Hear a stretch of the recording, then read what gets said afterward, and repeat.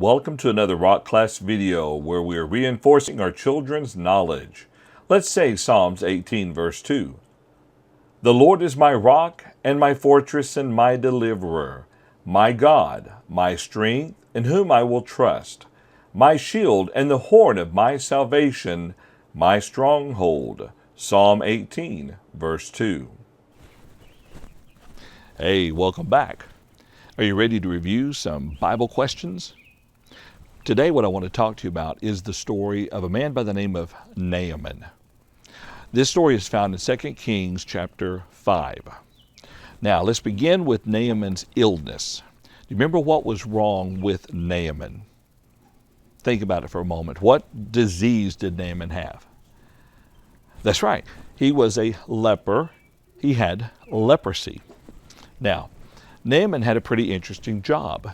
He was the commander of a particular army.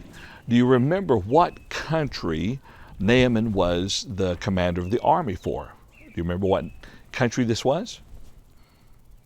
That's right, the country of Syria. Naaman was the commander of the army for Syria. Now, Naaman, he's sick with this leprosy, and he has a servant in his house who was an Israelite. And the servant girl tells him about this prophet in Israel who could heal him of his leprosy. And so he goes to the king of Syria and gets permission to go down to Israel to talk to the king there to try to find this prophet. So what he does is he goes down to Israel, he goes to the current king of Israel, and he says, here, I hear that you can cure my leprosy, basically. Well, the king of Israel gets very distraught because he thinks the king of Syria is picking a fight with him. But Elisha hears that the king of Israel is upset, and Elisha tells him to send Naaman to him. And so he does. So here we have Naaman, who is sick with leprosy. And he goes to see, what did I say the name of that prophet was? Do you remember? That's right, Elisha. By the way, do you know who Elisha followed? Whose place he took? That's right, Elijah. Okay, so here we have, he comes up to Elisha, and he talks to Elisha, he wants Elisha to heal him. And so Elisha tells him very simply, I want you to go dip 7 times in what river? Do you remember? What river did he tell Naaman to go dip in? That's right, it was the river Jordan. So he tells him to go wash in the river Jordan, remember? That's right, 7 times. I already told you that one. So here we have Naaman. He's just now been told, all you got to do is go wash in the river Jordan 7 times and you'll be healed. Well, he gets very upset about this because he really thought that Elisha would come out and do some great feat, and make a big old display of healing him. And so he leaves angry. And someone comes up to him and says, if Elisha had told you to do great things, would you not have done it? Then why not do this? Who was that person or persons? You remember?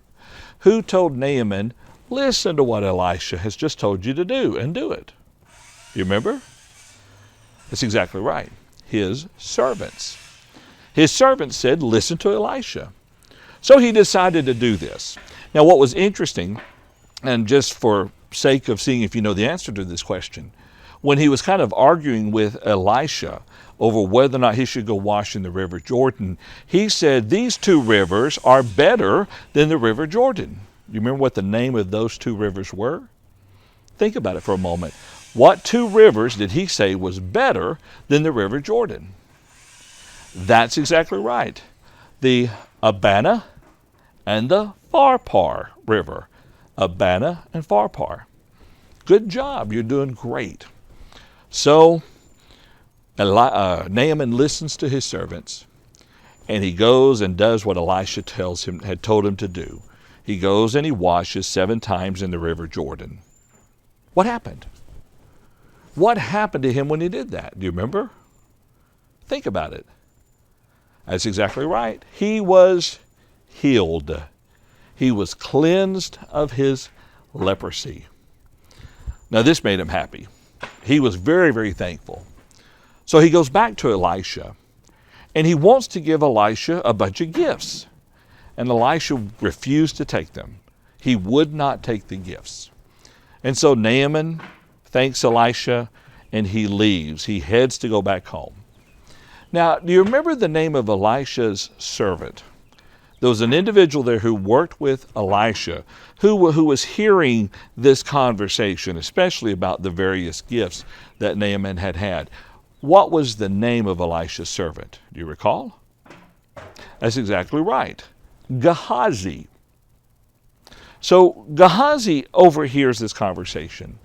And Gehazi thinks to himself, here, we've just healed this man, so why not take some gifts?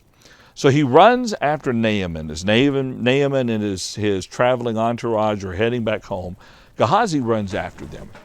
And he goes up to Naaman, and he says, "My master has sent me after you because there are two sons of the prophets that have come in, and they are in need of money and clothing," basically.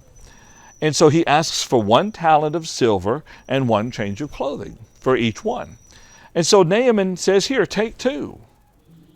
So Naaman gives 2 talents of silver and 2 changes of clothes to Gehazi. So Gehazi, he goes on back, and he thinks everything is fine, everything is good. What do you think Elisha did when Gehazi got back? That's right.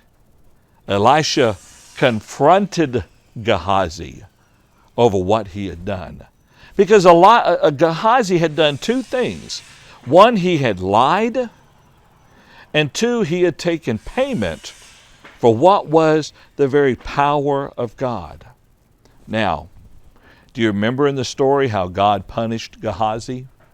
What did God do to Gehazi because of what he had done? Do you remember? Think about it for just a moment. That's right. God placed Naaman's leprosy on Gehazi, and Gehazi had to live as a leper. The story of Naaman is a very important story because it teaches us about obedience. It teaches us to obey God. It tells us that sometimes what we are told to do from the Scriptures may not make sense to us. Maybe we would think that we should be doing something different. But what is important is what the Bible teaches and what God says. Sure, Naaman could have gone and dipped in the river Abana. He could have dipped in the river Pharpar, but he would not have been healed. He might have washed the dirt off his body, but he would not have been healed. He was only healed because he obeyed God and did what Elisha had told him to do. So let's make certain in our lives as we continue to study the Bible that we always learn to obey God, to do what the Bible has to say. People around us may say it's not necessary. People around us may tell us other things. But when everything is said and done, let us make sure that we obey God and we do what He has told us to do. Thank you so much for listening. You did a great job, and we'll continue this later. Have a great day. The assignment for this upcoming Sunday is for our younger children to draw and color a picture of a Bible, and our older students to draw a picture of a bookcase holding 27 books of the New Testament. Send your submissions to pics@seminalpoint.church or via text message to 405-276-2966.